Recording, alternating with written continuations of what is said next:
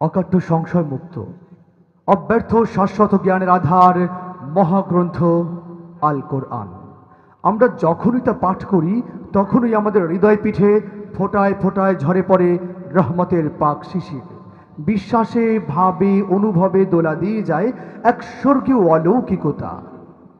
ঠিক তখনই মনে পড়ে যায় হযরত মুহাম্মদ মুস্তাফা সাল্লাল্লাহু আলাইহি ওয়াসাল্লামের কথা, যার ভাষাতীত কোরবানির ফলে আমরা পেয়েছি শান্তির ধর্ম ইসলাম।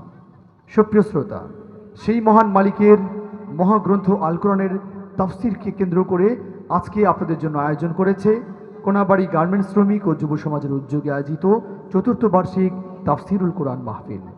আজকের অনুষ্ঠানটির আয়োজনে রয়েছে কোনাবাড়ি গার্মেন্টস শ্রমিক ও যুব সমাজের সকল সদস্যবৃন্দ, সৌজন্যে Madina garments and training centre এবং কোনাবাড়ি কম্পিউটার ট্রেনিং একাডেমি।